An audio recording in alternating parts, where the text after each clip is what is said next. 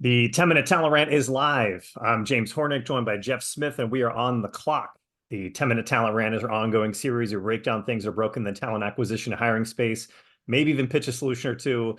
Before we dig in, all of our content can be found on talentinsights.hirewell.com. This week's topic, are you ready, Jeff? Yeah, let's just retread another dumb thing. Episode 86, we never fix the retention problem. Nope.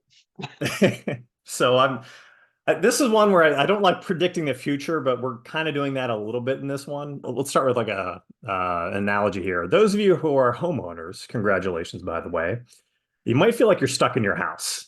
So admittedly, this is a bit of a high class problem, but if you bought a few years ago, or in my case, over a dozen years ago, you got locked in on a really good interest rate before there were all the hikes. I'm at like 2.5% on a 15-year or something insane. You realize that moving to a new house is an insanely bad move right now because all of a sudden everything's more expensive. Interest rates are way higher. For me personally, if I try to move in, I'd be paying literally double per month what I'm paying right now. And a lot of other people in that situation, pretty much every homeowner in the US is in that situation. Even if you felt like you had to. Yeah. Yes. So bringing this up, and we're going to come back to this analogy in a bit, it's the exact same phenomenon that's keeping a lot of people in their jobs right now. And I think it's propping up retention to make it look better than it actually is. And when you look at short and long-term retention, there's a huge disparity. So the flip side of that is people who are new to their jobs right now are bouncing at a way higher rate than the OG workers at companies who are hanging on for dear life. Yep. So here's some stats.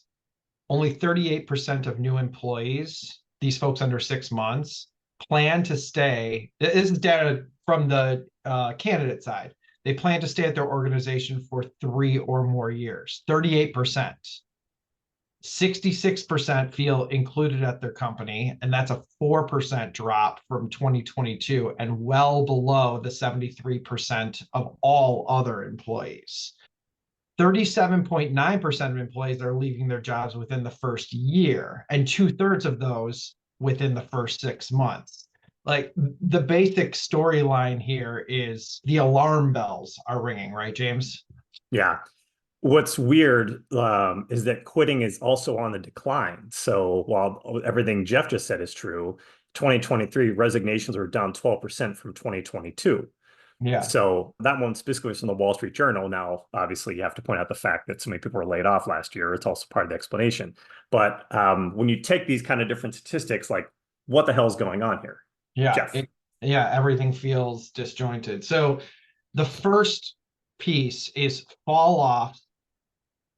If you microclimate it, they doubled in Q1 of 2024 versus Q3 and Q4 of 2023. That is in and of itself incredibly alarming. So we noticed over the past few months, a lot of our clients that we're talking to expressed a lot of frustrations with these newer employees bailing in their first year.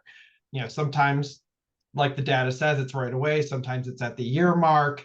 But inevitably, like, there hasn't been enough investment on both sides to make it worthwhile. As you said, it's difficult to quantify these sentiments, so we don't want to go too far overboard in making these fact, but where there's smoke, there's fire. When you keep hearing it over and over again, it's the vibes are there. Yeah. So we went and looked at our own placements. People who left their jobs within the first few months, just from our data, effectively doubled in Q1 of 2024 versus that 2023 average, like the stagnation period. It's still low in the single digit representation, but it's still relevant. And I would say I feel obligated to mention that HireWell provides a guarantee. Yeah. Like, we don't leave customers holding the bag if somebody vacates their role within the guarantee period. Yeah. Important fact to throw out there. Yeah. We survey one of our leads in our go-to-market practice who services sales customers. She said that she had multiple fall-offs in January of this year. And now we did a lot more volume, which is gonna help that number move along. But it's a bigger concern the last 3 months than we've even had in the last 5 years. And we think it's because of 2 reasons. It sounds like companies, our customers, are paying very close attention to what our guarantee period is. Generally speaking, it's a 90-day guarantee. The company's feeling pressure to make decisions on their human capital up or out quickly, which probably lends to a lot of the bad vibes that are out there in the corporate sales landscape right now. It's a massive pressure cooker. So it's happening at all levels of all types of clients. And that pressure has to be pushed down to that candidate far more quickly than we've ever seen before. The second piece correlated to that, that's making these candidate populations and these employee populations anxious and turning them back into candidates. So see all the data above. The PTSD of the pandemic has fully settled in. Like, people aren't taking the company's word anymore that they're going to invest in you long term. Like, a better offer comes around, they're definitely going to entertain it. And the hiring managers know it because, newsflash, they're doing the exact same thing. Yeah. Next point, next thing I want to kind of cover here, onboarding is still a mess. So talking about this, or building on this, I should say, when things don't pan out, there's two reasons. Now, we all know, we're all adults here. Sometimes bad hires happen. Sometimes it's the candidate's fault. Sometimes it's the company's fault. Sometimes they mutually just made, like, they got into a marriage that just didn't make any sense. Yeah. But the other one is poor onboarding. Sometimes a great fit, someone that should be a great hire, like, it just gets butchered by a subpar first impression. And there's plenty of data about this. Got more data in this special. Gallup had a study that showed only 29% of new hires feel supported and prepared enough to excel in their job. 29%. 29%. That's abysmal. Yes. OC Tanner, only 43% of employees report they received an onboarding process that lasted longer than a day. I mean, is it even, here's your binder. Good luck. Yeah. New world of work, 37.4% of HR professionals find remote onboarding to be a main challenge in filling a job position. Now, 37.4% sounds low, but the hard part should be finding the people to fill the position. Like, if a third of the time the problem is, like, we found the right person, but we didn't know how to do anything once we got them, like, that's kind of an issue. Like, that's like the no-brainer part. Yeah, Yes, all that time and effort for 1/3 of your placements to be, like, messed up because you didn't know what to do once you hired them. Yeah. But on the flip side, if done right, Work Institute, employees who have positive experiences in their first 90 days at a company are 10 times more likely to stay. And Bamboo HR, employees who receive effective onboarding feel 18 times more committed to the organization. Yep. First impressions, telling people, first off, just greeting people, welcoming them to the organization, giving them the lay of the land, helping them understand the culture, what it means to be successful, what support you have for them, what kind of training you have for them, where to go when they need help. Like, all these things seem like they should be so basic, but companies are butchering it left and right, and it's causing just a drastic amount of churn in the first year. Anyway. Yeah. The first impression is everything. You said it. Yeah. We harp on candidate experience nonstop for this exact reason. Just what we're seeing. Again, there's the data. Here's the anecdotal stuff. Smaller companies without, pre-established onboarding performance structures, HR strategy, like, we get it. You're struggling with cash, resources. The struggle is real. I feel for you. We feel for you. There's a lack of time and accountability regarding onboarding. And that, to your point, is just, that starts to make your new employees, that festers that concern. That in turn freaks managers out because it's like, oh my God, they're not, like, totally bought in. I'm freaking, like, I don't sense that they're all in on this job. And then all of a sudden animosity starts from, to your point, day one, day two. Everyone is burned the fuck out. That's the too long didn't read. The folks you just hired are probably leaving a dumpster fire. Now they're being onboarded by a decimated HR or talent team.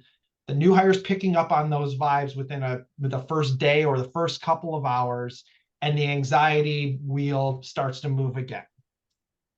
It's also not easy to onboard people remotely, like you just said. It's far easier to do it on site.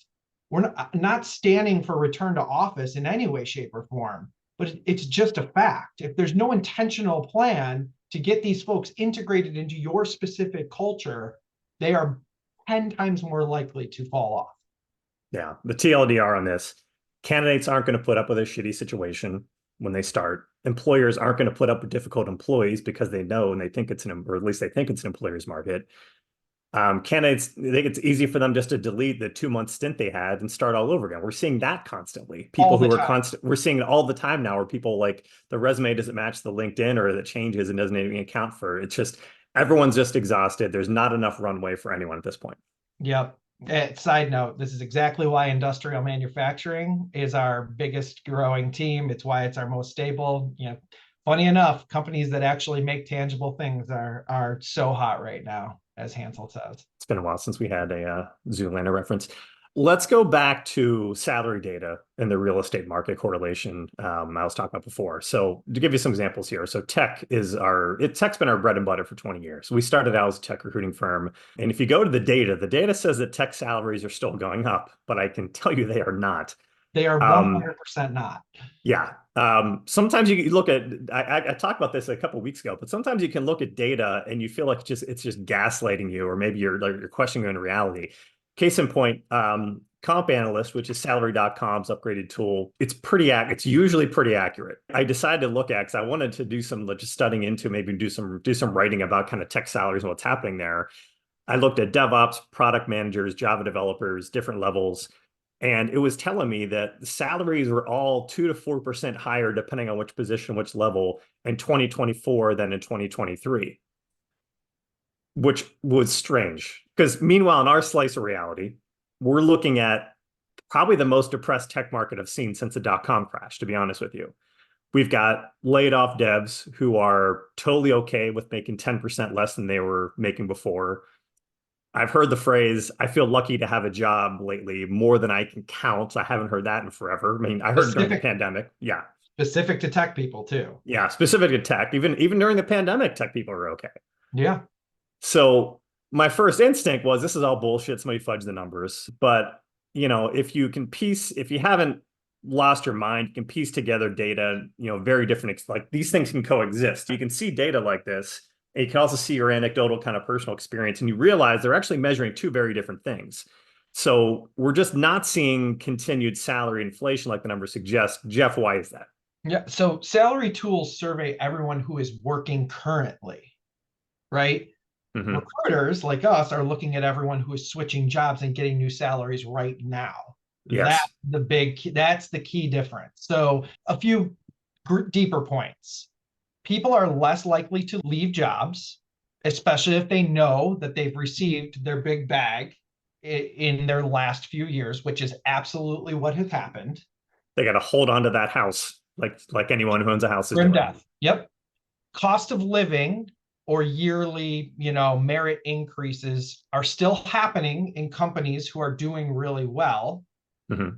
And that actually contributes to some of like the archive data from Comp Analyst. Yeah. And unemployment doesn't factor into these numbers at all. Yeah. Anybody was let go. Yeah. Yeah. So salary data, it's always backward looking from like whatever the last recent survey is. Like most of this stuff compiles quarterly, as it relates to Comp Analysts.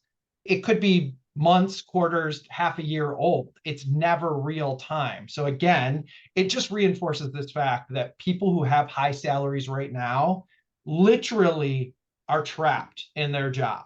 And that contributes to the growing disconnect between short and long-term retention. So some takeaways. Number one, we mentioned it before, recruiting experience matters. The experience that a candidate and then new employee has during not only the recruitment phase, but the onboarding phase must be solid. Exceptional is nice, solid is mandatory. But you have to follow up on bare essentials. You have to give actual feedback during the interview process.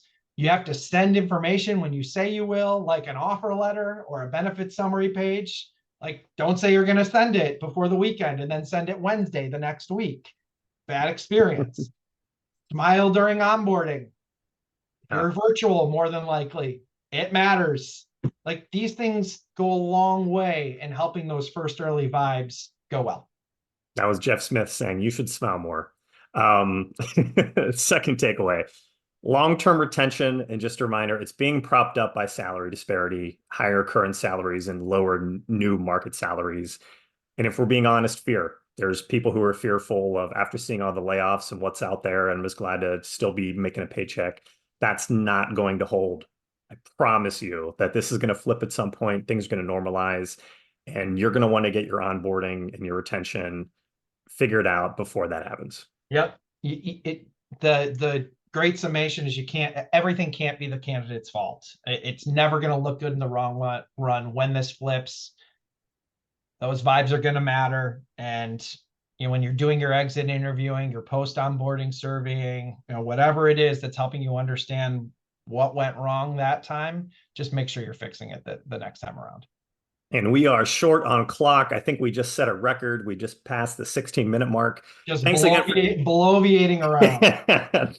Thank you for tuning into the 10-Minute Talent Rant, part of the Talent Insights series, which is always available for replay on talentinsights.hirewall.com, as well as YouTube, Apple Podcasts, Google Podcasts, Spotify, and Amazon. Jeff, thanks again as always. Everyone out there, we will see you soon.